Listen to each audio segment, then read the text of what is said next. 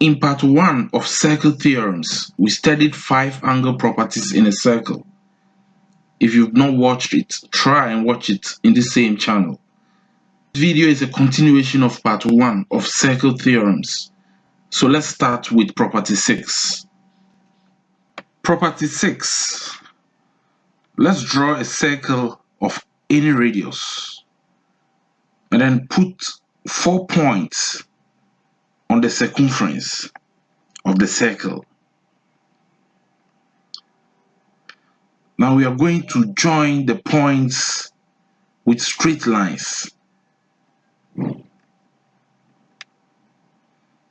this forms a quadrilateral inside the circle, with each vertex touching the circumference of the circle. And that's a cyclic quadrilateral. Let's label this angle A and this angle C. With our protractor, let's measure A and angle C and add them. If you got 180 degrees, you are right. Similarly, let's measure angle D and B and add them. If you got 180 degrees, you are right. And that brings us to property 6, which says the opposite angles of a cyclic quadrilateral are supplementary. That is, they add up to 180 degrees. So A and C are opposite angles and they add up to 180 degrees. D and B are also opposite angles and they add up to 180 degrees. Example: ABCD is a cyclic quadrilateral. Find the values of x and y. Now the opposite angles of a cyclic quadrilateral add up to 180 degrees. So x plus y is equal to 180 degrees. Let's call it equation 1. Similarly, x minus 4 plus 3y minus 168 should give us 180 degrees. Let's keep the variables here, x plus 3y, and then send the numbers to the other side of the equation. So negative 4 will cross the equal to sign to add, and negative 168 will also cross the equal to sign to add. And then 180 degrees plus 4 plus 168 will give us 352 degrees. Let's call this one to equation 2. Now we are going to solve equation 1 and 2 simultaneously. So we have equation 1 and 2. We are going to use elimination method. Let's subtract equation 1 from equation 2. So x minus x will give us 0. 3y minus y will give us 2y. And 352 degrees minus 180 degrees will give us 172 degrees. And we divide both sides of the equation by 2. And then y is equal to 86 degrees.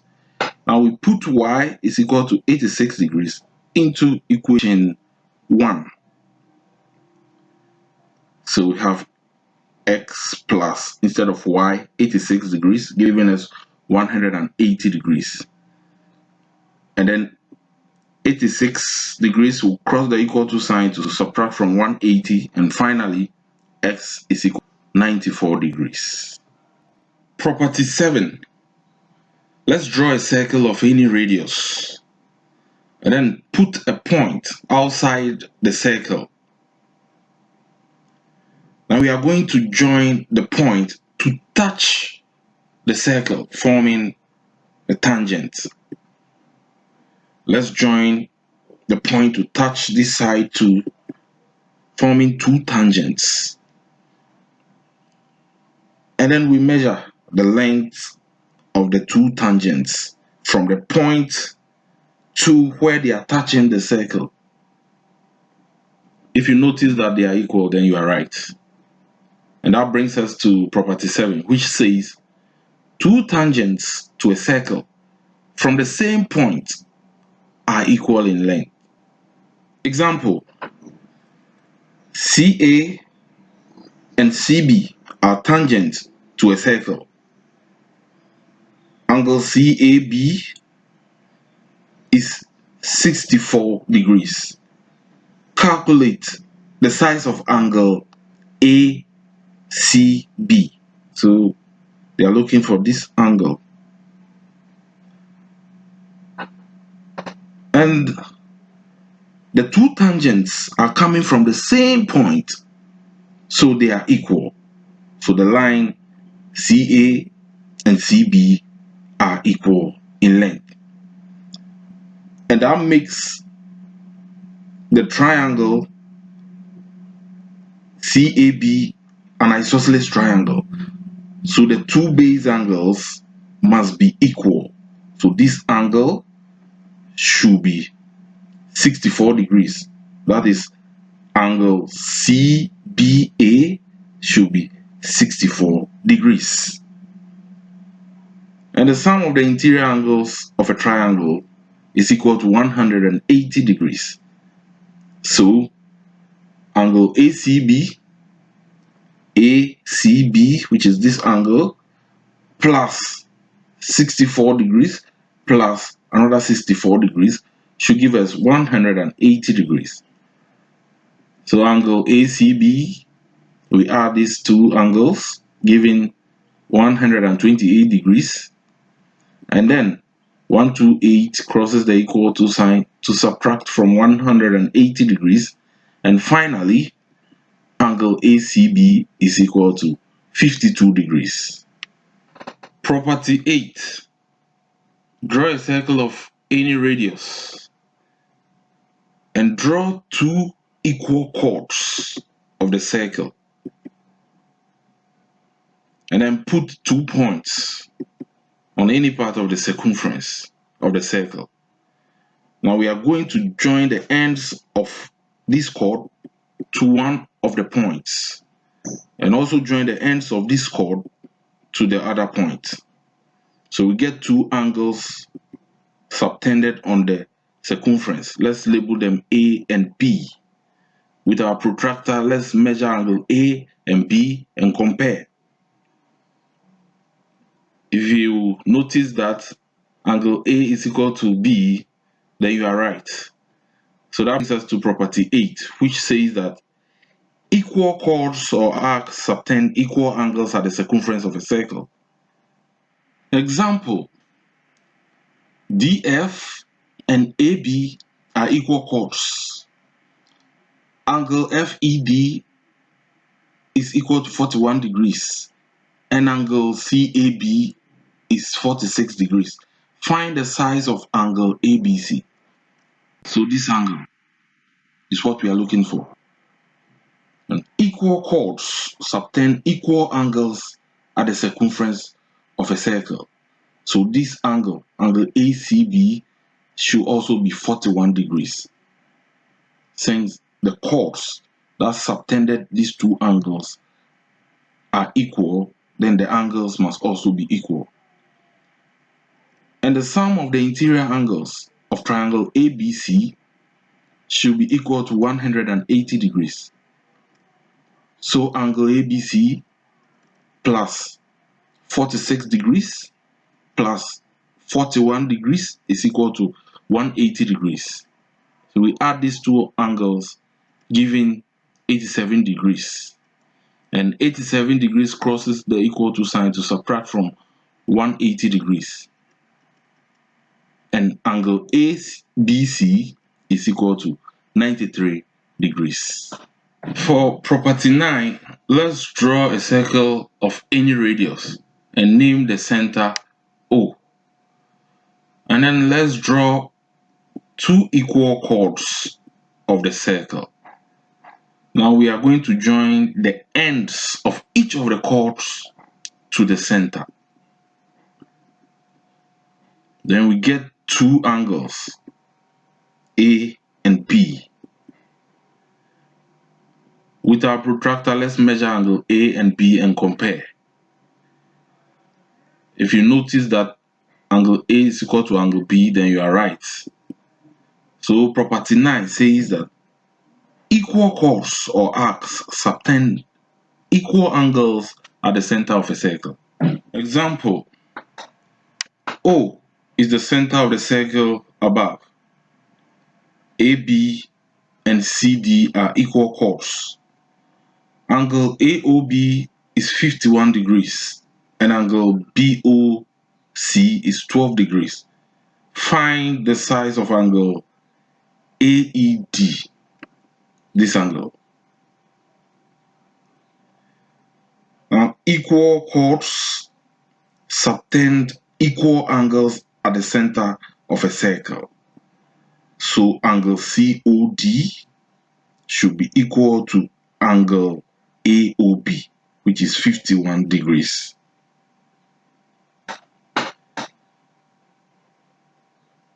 Let's find angle AOD, the whole of this angle.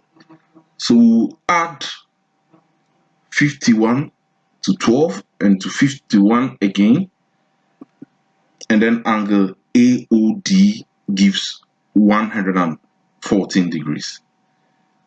But remember, the angle a chord or arc subtends at the center of a circle is twice the angle it subtends at the circumference of the circle. So let's draw a chord here.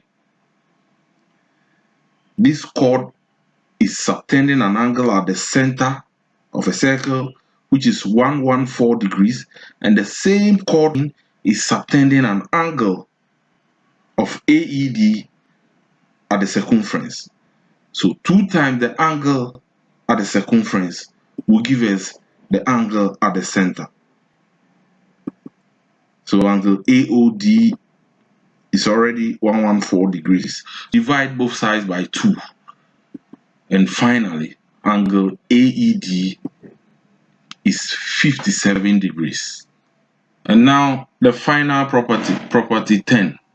As usual, let's draw a circle of any radius and then put 3 points on the circumference of the circle and join them with straight lines, forming a triangle inside the circle with each vertex of the triangle touching the circumference of the circle. Let's draw a tangent to touch one of the vertices of the triangle in the circle and label this angle A, this angle alpha. Now let's measure A and alpha and compare. If you notice they are equal, you are right. Similarly, let's name this angle B and here beta. Measure and compare. If you realize they are equal, you are right again. So property 10 says the angle between a chord, this is the chord, and a tangent, this is the tangent, through one of the end points of the chord, this is one of the end points of the chord,